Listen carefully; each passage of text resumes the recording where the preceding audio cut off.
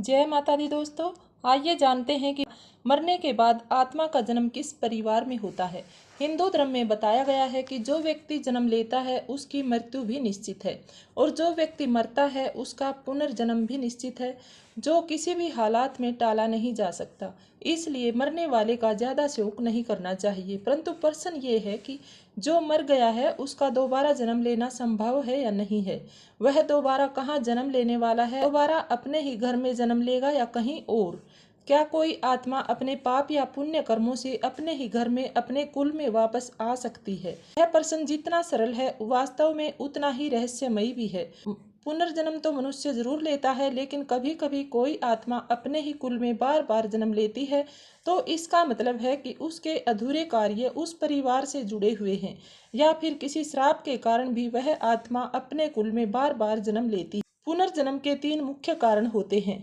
पहला, जो कर्म पहले किए गए हैं उनका फल अगले जन्म में मिलने के लिए उस आत्मा का उसी कुल में दोबारा जन्म होता है।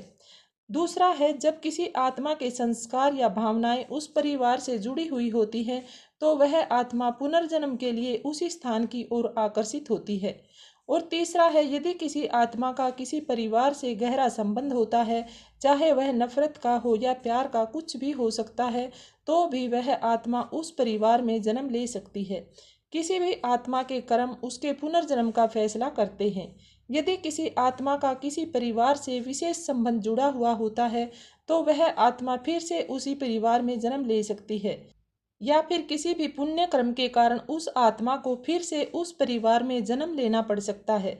किसी आत्मा को अपना कर्ज उतारने के लिए जो उसने पिछले जन्म में उस परिवार से लिया हुआ था, उस कर्ज को उतारने के लिए भी कोई आत्मा उस घर में जन्म लेकर पूरी जिंदगी उस परिवार की सेवा करती है।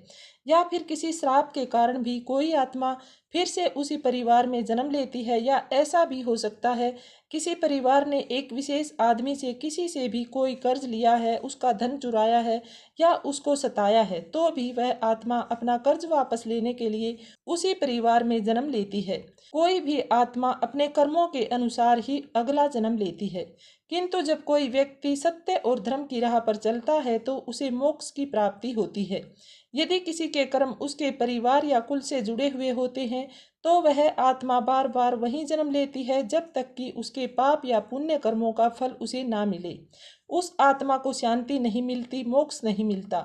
कुल मिलाकर यही कहा जा सकता है कि किसी भी आत्मा के कर्म किसी परिवार या कुल के लिए बंधे होते हैं तो वह आत्मा फिर से उसी परिवार में जन्म लेती है, लेकिन सही में तो ईश्वर ही जानते हैं कि कौन कब और कहाँ जन्म लेने वाला है। तो दोस्तों, पुनर्जन्म के बारे में आपकी क्या राय है, कमेंट बॉक्स में ज़रूर बताएं। वीडियो पसंद आई हो तो वीडियो को लाइक करें, शेयर करें, चैनल को सब्सक्राइब कर लें। जय माता दी।